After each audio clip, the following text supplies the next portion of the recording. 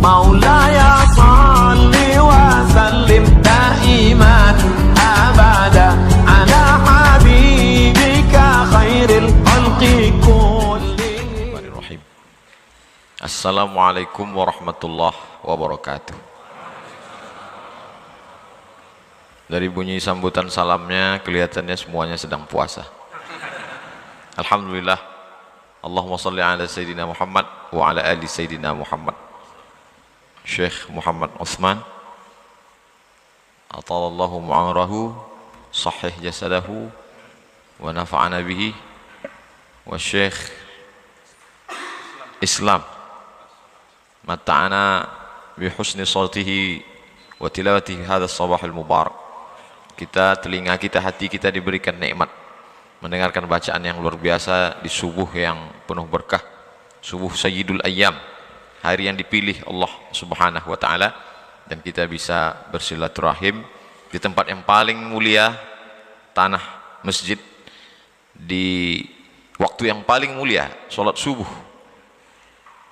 Aqimis salata liduluki syamsi ila ghasaqil laili wa qur'an al-fajr.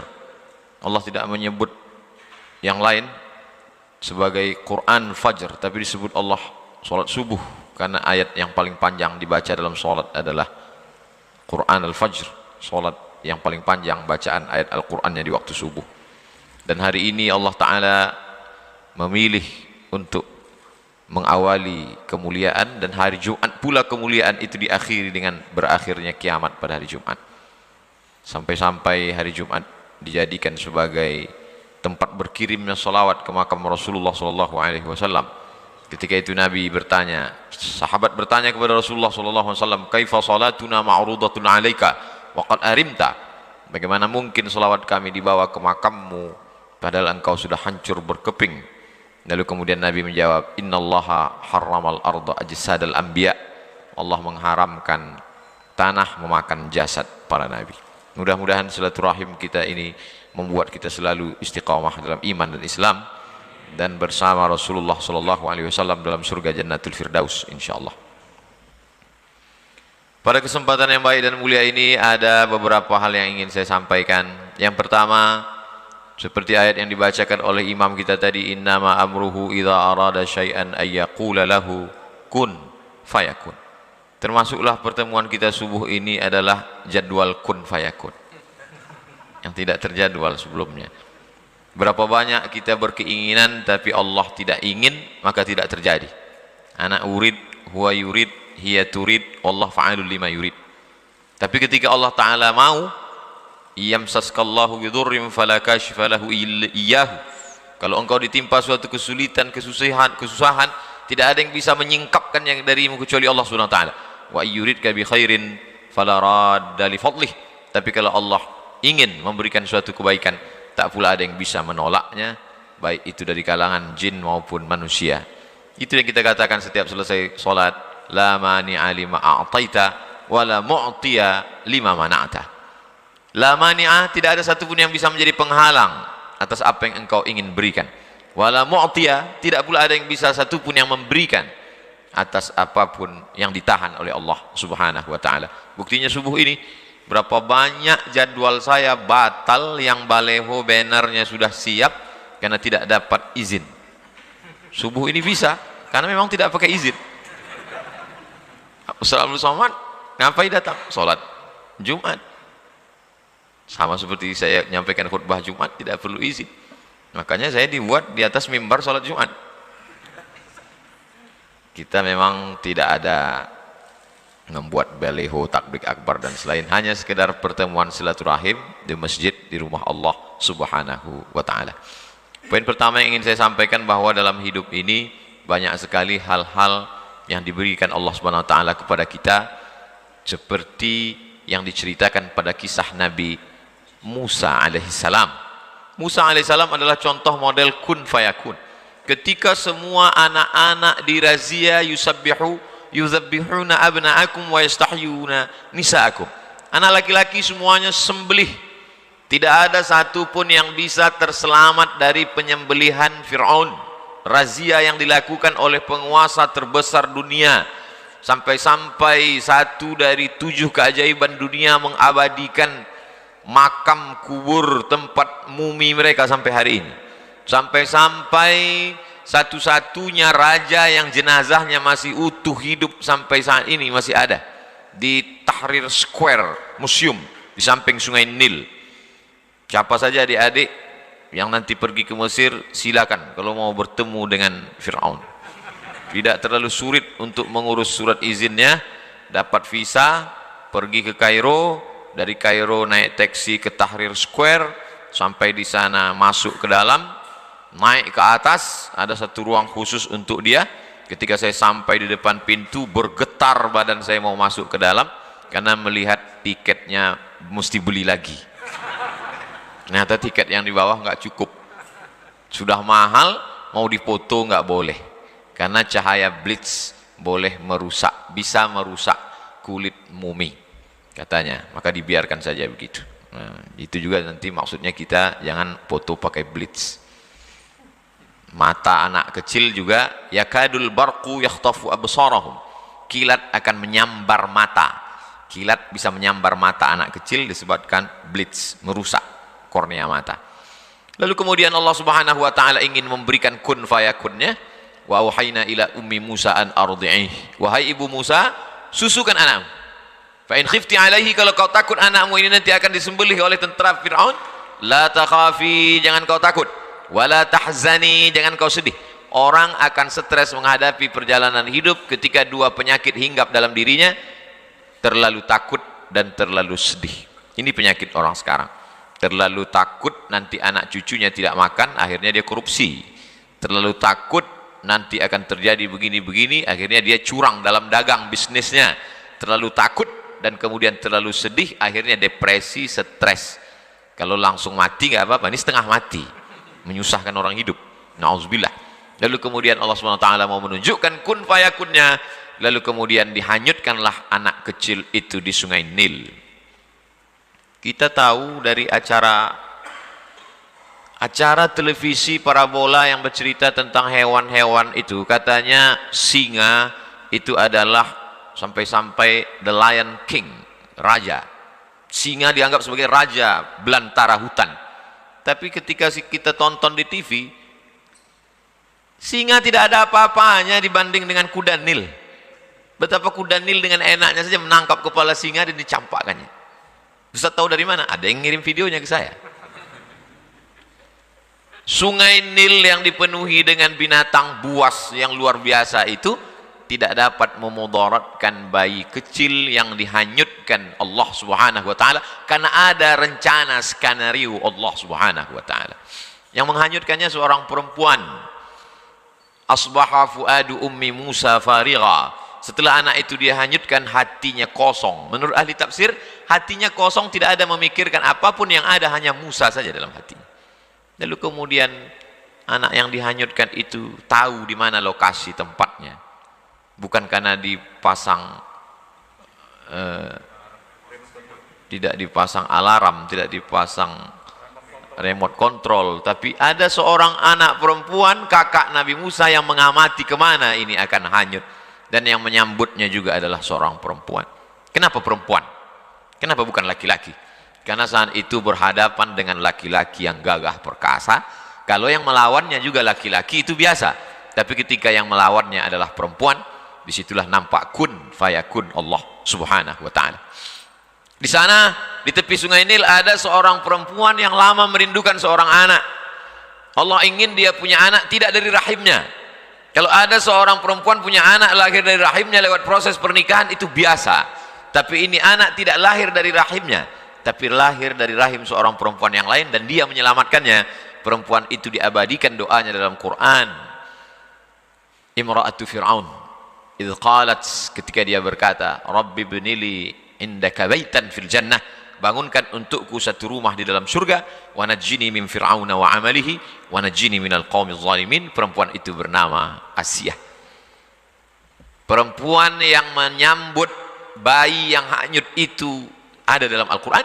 Perempuan yang menghanyutkan bayi itu juga ada dalam Al-Quran. tapi yang tampil ke depan adalah seorang laki-laki yang gagah perkasa, dengan tongkatnya membelah laut merah, dengan tongkatnya famfajarat min husnata asyrata aina, memancar 12 mata air. Tapi di balik kehidupannya ada perjalanan yang kun fayakun. Lalu kemudian sampai akhirnya dia terombang-ambing di tengah derasnya air sungai Nil, dihanyutkan sampai ke tempat pemandian Asia, dibawa ke tepian, dibawa ke istana. Betapa Allah Subhanahu wa taala mau menunjukkan kepada kita kalau tidak mati, kata Allah, tidak. La in ijtama'atil ummatu ala ayyadurruka bi syai'in. Berkumpul orang satu dunia ini ingin memudaratkanmu, mencelakaimu, melukaimu, membunuhmu, tidak, kata Allah, maka tidak terjadi. Berkumpul pula seluruh umat di dunia ini ala ayyamfa'uka bi syai'in, ingin memberikan manfaat, menolongmu, mengangkat derajatmu, kalau tidak, kata Allah, juga tidak akan terjadi. Rufi'atil aqlam, pena sudah diangkat, wajaffatis suhuf, kertas lembaran sudah kering. Contoh bahwa tulisan takdir sudah ditetapkan Allah Subhanahu wa taala. Tapi saya tidak ingin gara-gara kultum subuh ini lalu semua anak-anak muda keluar dari masjid dengan keadaan lemah, lesu, letoy, lunglai, loyo, dan ketika ditanya, "Kenapa kamu kehilangan semangat?" kata Ustadz Abdul Somad, "Tinta sudah kering, pena pun sudah diangkat." Saya ingin mengatakan bahwa kita hari ini terlalu bertumpu kepada usaha sehingga melupakan Allah Subhanahu wa taala. Padahal dalam kisah nabi-nabi itu yang besar itu adalah kuasa dan kudrat Allah. Ketika Allah besar dalam hati kita, maka kita menganggap usaha kita ini kecil.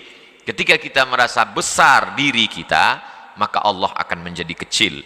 Itu yang dikatakan oleh Qarun, innama utituhu ala ilmin indi. Ini semua karena ilmuku, karena etos kerjaku, karena kemampuanku, karena manajemenku. Akhirnya tenggelam di dalam danau yang disebut dengan Danau Qarun. Untuk cerita lengkapnya tanya imam kita tentang Danau Qarun. Saking hebatnya Qarun, kalau ada orang Jombang yang menggali tanah ketemu periuk terbuat dari emas, spontan dia akan berkata, ini adalah harta Qarun. Padahal tenggelamnya di Mesir, bisa periuknya sampai ke Jombang. Begitulah hebatnya. Tapi walaupun begitu hebatnya, belum pernah saya sepanjang ceramah ketemu jamaah kenalkan Pak Ustadz, nama saya Qarun. Belum. Allah Subhanahu wa taala banyak bercerita tentang kun fayakunnya. Kalau dulu ada air yang bisa menyelamatkan anak kecil dari razia Fir'aun, dari tenggelamnya di laut sungai Nil, lalu kemudian air yang lemah lembut itu bisa menenggelamkan Fir'aun. Air yang sama yang dulu menyelamatkan bayi yang dihanyutkan ibunya ketika tidak ada satupun yang bisa melindunginya, air yang sama menenggelamkan Fir'aun. Allah ingin menunjukkan kun fayakunnya. Air itu juga, padahal airnya sama. Betapa dalam kehidupan ini kita ingin meminta air yang lain, padahal sebetulnya kalau Allah mau, Allah merubahnya dengan kuasanya. Innama amruhu idza arada syai'an ayaqula lahu kun fayakun. Walillahil asmaul husna. Allah punya nama yang bagus-bagus. Fad'uhu biha. Panggillah dia, serulah dia, mohonlah kepada dia. Saya kalau dalam berdoa tetap saya sebut itu, ya Rahman, ya Rahim, ya Dzal Jalali wal Ikram, ya Fa'alul lima yurid, ya man qada amran innama yaqulu lahu kun fayakun. Ya man quwwatuhu bainal kafi wan nun. Wahai engkau yang kuasanya, yang kudrat iradatnya antara kaf dan nun, kekuasaan engkau ya Allah. Maka begitulah Allah mengajarkan kita. Kalau kita bersandar kepada diri kita, ketika diri kita ini lemah, maka hancurlah, tumbanglah. Tapi kalau kita bersandar pada kuasa Allah, saat tangan kita angkat dan mulut berkata Allahu Akbar, di situ ada kekuatan yang besar, yang luar biasa. Ketika semua manusia mengatakan dia akan mati, dia akan tenggelam, dia akan disembelih, dia akan tertelan air, tapi tidak, kata Allah. Ketika semua mengatakan dia akan selamat, bala tentaranya banyak, dia adalah Fir'aun, dia akan selamat melewati laut merah, tapi kata Allah tidak, maka dia tenggelam. Dan itu diabadikan. Al-yauma, hari ini, nunajjika, kami selamatkan engkau, bibadanika, dengan badanmu. Ini ayat pernah dikritik orang liberal. Kata dia, kalau dikatakan bahwa Fir'aun itu diselamatkan jasadnya, maka seluruh mumi itu juga jasadnya selamat. Seluruh mumi ketika digali gunung batu-batu besar, itu jasadnya selamat. Lalu apa keistimewaan Fir'aun? Dari mana orang bisa membedakan ini Fir'aun yang mengejar Musa dengan ini Fir'aun yang dijadikan raja-raja mumi itu? Mana perbedaannya? Ternyata Allah ingin menunjukkan ketika ada seorang pakar mumi diperiksa, ternyata di dalam paru-paru satu mumi ini ditemukan garam. Garam tidak akan mungkin bisa masuk ke paru-paru kita, karena paru-paru itu hanya dipakai untuk bernafas. Makanya kalau ada orang minum sambil ngobrol dan mungkin masuk setetes dalam paru-parunya, dia akan tersedak dan bersin, dia akan terbatuk. Kenapa begitu? Karena paru-paru mesti bersih, tidak ada unsur apapun. Lalu kenapa satu mumi ini ketika diperiksa paru-parunya ada garam? Karena inilah orang yang garam masuk ke dalam paru-parunya. Kapan itu? Adrakahul gharaqu. Adrakahul gharaqu. Ketika dia tenggelam di Laut Merah dan masuk garam itu ke dalam paru-parunya. Tidak ada yang paling sakit daripada sakitnya masuknya air garam ke dalam paru-paru. Kalau mau coba, nanti pas buka puasa, masukkan air garam ke paru-paru melalui hidung. Sakit yang luar biasa. Kematian itu sakit, tapi cara kematian yang menyakitkan diberikan Allah pada orang-orang yang luar biasa. Ada yang matinya hanya dengan nyamuk yang masuk ke dalam lubang hidung lalu menjalar ke atas menggigit otaknya. Ketika diambil martil, dia pukulkan ke kepalanya, dihantukkan ke dindingnya, mati 400 tahun. Namrus. Cara-cara mati yang luar biasa, yang mengerikan. Maka ketika saya ceramahkan tentang nyamuk masuk ke otak, segera orang pulang beli anti nyamuk, takut masuk nyamuk ke otak. Padahal itu sebenarnya cara Allah. Allah ingin tunjukkan innama amruhu idza arada syai'an ayyakula lahu kun fayakun. Yang payah menyimpulkan tausiah kultum saya subuh ini, ceritanya kemana-mana, mudah aja. Nanti kalau pulang ada yang nanya, kenapa Mas Bu lama pulang dari masjid? Ada Ustadz Somad tadi kultum, apa isinya? Kun fayakun. Allah Subhanahu wa ta'ala dari mulai cara menyelamatkan orang, dari mulai cara mematikan orang, dari cara mulai mengabadikan orang dengan yang istimewa, yang luar biasa. Kenapa? Karena dia memang luar biasa, maka hasil-hasil karyanya juga luar biasa. Fa'tabiru, ambillah i'tibar, pelajaran, faqsusil qasasa, ceritakan kisah-kisah itu ya Muhammad sallallahu alaihi wasallam. La'allahum yatafakkarun, mudah-mudahan mereka berpikir. Kalau lampu ini mati, kita cukup pencet stop kontak, dia akan hidup. Kalau AC ini mati, kita cukup ambil remote control, on, dia akan hidup. Tapi mengonkan otak ini adalah dengan kisah-kisah. Apalagi sekarang banyak orang otaknya tidak berfungsi karena sudah dihabiskan oleh handphone ini. Luar biasa. Maka satu-satunya lagi tinggal cara untuk mengaktifkan pikiran orang adalah dengan bercerita melalui mimbar sholat Jumat. Karena di dalam sholat Jumat, siapa yang man la'ibal hasa faqad la'a, siapa yang main-main batu kecil maka sungguh dia sudah melakukan perbuatan la'a, wa man la'a fala jum'atalah, maka tidak sah Jumatnya. Waktu itu Masjid Nabawi itu lantainya masih pasir, jadi ketika sholat ada orang main-main batu, ada batu di bawah, hasa, batu-batu kecil, maka kata Nabi, siapa yang main-main batu maka sia-sia. Dulu orang main batu, sekarang orang di masjid main batu juga, lihat-lihat batu cincin. Mohon maaf yang punya batu cincin, sia-sia. Orang tidak akan mungkin main handphone saat khutbah Jumat. Maka disitulah kesempatan khotib menyampaikan pesan-pesan berisi kisah-kisah untuk mengonkan, mengaktifkan. Karena kata Allah, faqsusil qasasa, ceritakan tentang kisah Musa, ceritakan tentang kisah Namrus, la'allahum yatafakkarun, mudah-mudahan mereka mau berpikir. Orang memfungsikan kaki, buktinya jalanlah 10.000 langkah sehari supaya Anda selamat dari osteoporosis. Orang memfungsikan mata, buktinya apa?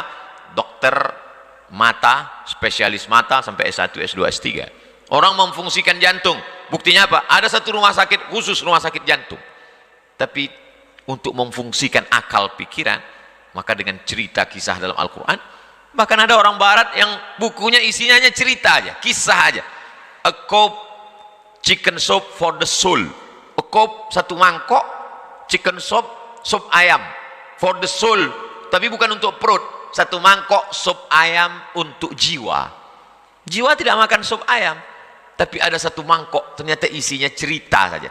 Betapa orang mendengar cerita, dia ingin berpikir dan dia sendiri menemukan solusinya. Saya menemukan buku itu ketika bongkar-bongkar lemari saat saya kelas 2 SMP Sanawiyah. Sampulnya warna hijau, tulisannya warna kuning. Baca, banyak kisah, cuman yang ingat hanya beberapa. Ada seorang guru baca berita, ada iklan penawaran NASA, Badan Antariksa Amerika, akan menyeleksi orang yang akan naik ke bulan. Seleksi 3.000, dia lulus. Dari 3.000 orang menjadi 300, dia lulus juga. Dari 300 menjadi 30, dia lulus juga. Dari 30 hanya beberapa orang yang akan naik kapal bolak-balik antariksa naik ke bulan. Tidak lulus. Stres, depresi, malu, putus asa. Akhirnya dia nonton TV di rumah tentang keberangkatan pesawat bolak-balik akan ke bulan. Begitu dia tonton, makin stres, makin depresi. Andai aku berada di kapal itu, andai nama aku tertulis di koran, andai. Begitu pesawat itu mulai, dalam hitungan detik, 1, 2, 3, 4, belum sampai 1 menit, tiba-tiba pesawat itu meledak, meletup, hancur berkeping. Di saat itu juga dia berterima kasih kepada Tuhan, untung aku nggak lulus. Andai saja lulus di situ. Padahal berapa detik yang lalu dia berkata, mengapa aku tidak di sana? Mengapa aku tidak lulus? Belum lagi berakhir menit itu, di saat itu juga dia berkata, untung saja aku tidak lulus. Betapa kita menilai hidup ini menurut pandangan kita. Padahal ada yang lebih indah menurut rencana Allah Subhanahu wa taala, tapi dengan cara mengikuti kehendak Allah. Cerita saya ini jangan dipotong. Saya tidak ingin juga ada adik-adik mahasiswa ketika ditanya sama bapaknya pulang, kamu udah selesai semester 8? Belum Pak. Kenapa? Ada hikmah-hikmah yang bisa kita petik dari perjalanan panjang ini. Cuman kita belum bisa menangkapnya karena hanya Allah. Nanti akan ditunjukkan Allah di akhir zaman Pak. Saya takutnya bapaknya tidak ngamuk, dengan senyum dia katakan, betul yang kau katakan, maka dari semester 9 dan berikutnya kau carilah uang kuliah sendiri. Itu bisa kita katakan kalau kita sudah ikut aturan Allah semuanya. Dari A sampai Z kita sudah ikut, tiba-tiba terjadi di luar rencana kita, baru kita katakan ini adalah rencana Allah Subhanahu wa taala. Kun fayakun membuat kita menjadi kuat. Tidak ada putus asa bagi orang yang meyakini kun fayakun. Sekarang diundang motivator untuk ceramah ke hotel, membangkitkan semangat. Dihidupkanlah screen, matikan lampu, audio visual, semangat untuk membangkitkan.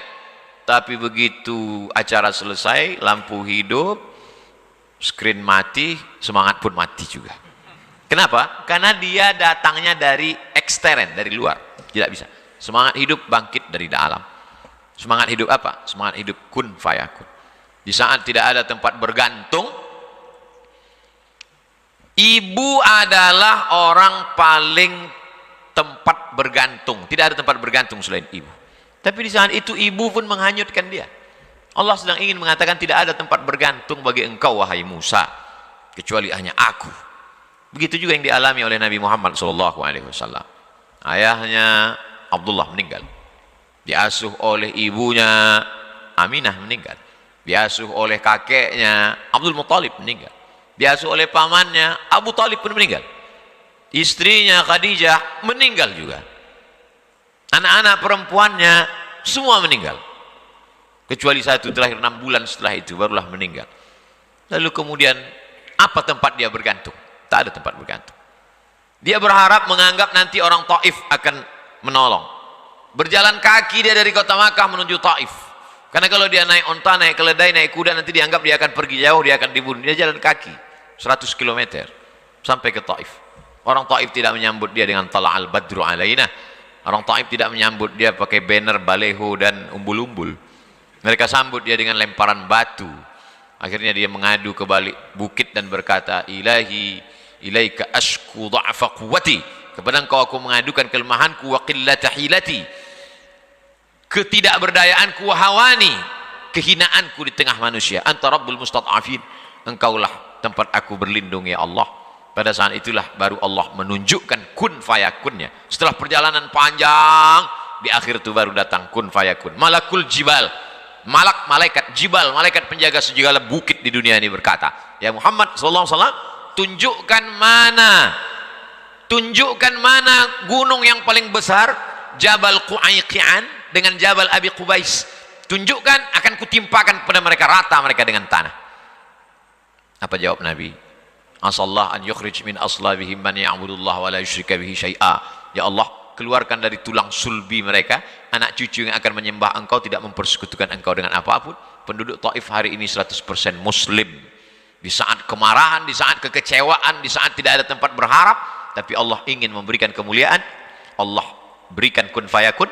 Nabi menjawab kun fayakun itu dengan maaf. Maka disitulah letak kemuliaan Sayyidina wa Maulana wa Syafi'ina Muhammad sallallahu alaihi wasallam.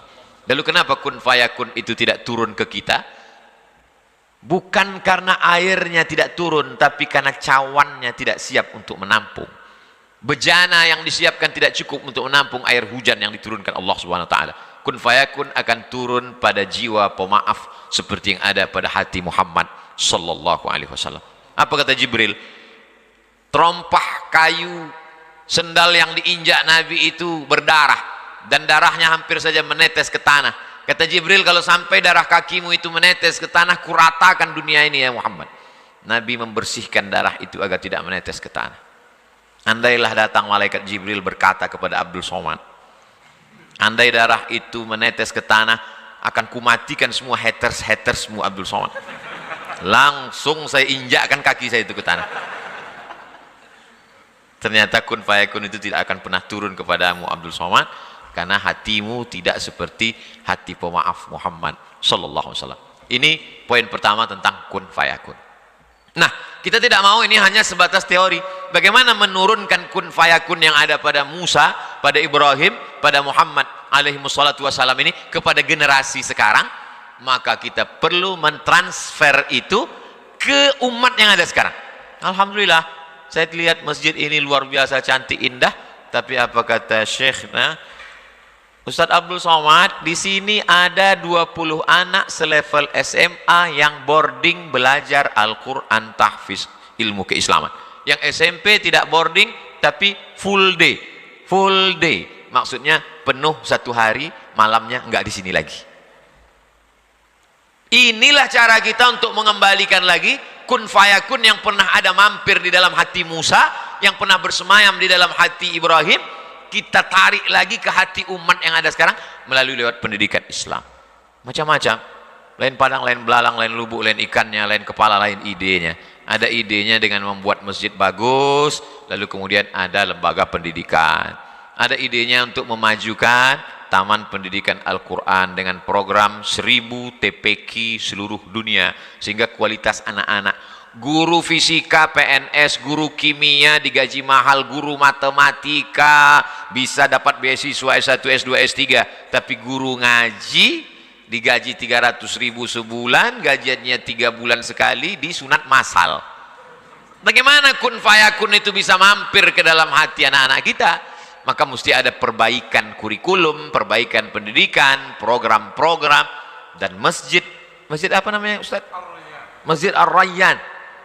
Ada satu pintu surga yang tidak dimasuki kecuali hanya orang yang berpuasa, Ar-Rayyan. Tapi kita sudah masuk duluan ke Ar-Rayyan. Dan masuknya saya ke Ar-Rayyan dalam keadaan berpuasa. Abdul Somad, semua manusia ingin mendatangkanmu ke Ar-Rayyan, tapi aku tidak, kata Allah, kau tak bisa datang. Tapi kalau aku berhendak, kata Allah, maka di saat berpuasalah kau masuk ke dalam Ar-Rayyan. Allah Ta'ala punya kuasa, ajib. Segala tindak tanduk perbuatan Allah itu ajib. Makanya jin-jin pun berkata, inna sami'na Qur'anan ajaba, ajib, menakjubkan, amazing, luar biasa. Yang biasa itu perbuatan manusia, yang luar biasa maka di luar manusia, Allah Subhanahu wa ta'ala. Maka bagaimana supaya ini ada pada generasi ini? Satu-satunya jalan adalah lewat pendidikan. Khutbah itu pendidikan, ceramah itu pendidikan, kultum pendidikan, tausiah pendidikan, kajian etika pendidikan, tapi tidak mengikat. Tidak mengikat. Tidak ada orang di masjid yang terikat dengan pengajian. Kenapa di masjid Ustadz ceramah nggak ada yang keluar? Pintunya dikunci. Gimana mau keluar? Maka kita mesti ada lembaga yang mengikat. Sekolah formal, SMP tahfiz, SMA tahfiz. Satu sisi dia ingin dapat ijazah, tapi dengan ijazah dari Diknas itu isinya adalah tahfiz Quran, akidah, akhlak, bahasa Arab, sejarah Islam, fiqih, usul fiqih.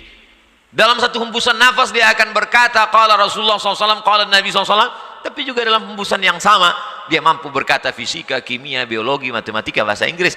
Inilah generasi yang akan bangkit dengan semangat kun fayakun tanpa meninggalkan dunia. Sekarang kita melihat ada orang yang luar biasa dengan kehidupan dunia, tapi kun fayakun tak ada dalam hatinya. Satu lagi ada orang yang luar biasa kun fayakunnya, tapi dia meninggalkan dunia. Laisa bi khairikum man taraka dunyahu li akhiratihi. Orang yang baik bukan yang meninggalkan dunia untuk akhirat, wala akhiratahu li dunyahu. Bukan pula yang meninggalkan akhirat untuk dunia. Liyusiba minhuma jami'an. Dapat dua-duanya. Bagaimana bisa membangun masjid secantik, seindah, seluar biasa ini? Jawabannya kan ceramah Ustaz, kun fayakun. Iya, tapi kan ada usaha, ada ikhtiar manusia. Masjid Ar-Rayyan Jombang sedang menunjukkan kita bagaimana kita mengkombinasikan makna kun fayakun sesuai antara ikhtiar dengan usaha manusia. Yang terakhir, kosong hampa perbuatan itu kalau tidak ada Allah di dalamnya. Tidur menjadi berisi kalau ada Allah di dalamnya. Bismika Allahumma ahya wa amut. Jangan dibaca waktu pengajian. Makan menjadi berisi, berkualitas kalau ada Allah di dalamnya. Allahumma barik lana fima razaqtana wa qina adzabannar. Tapi puasa menjadi tidak bernilai kalau tidak ada Allah di dalamnya. Bagi siapa yang tidak berniat di dalam hati bahwa dia akan berpuasa.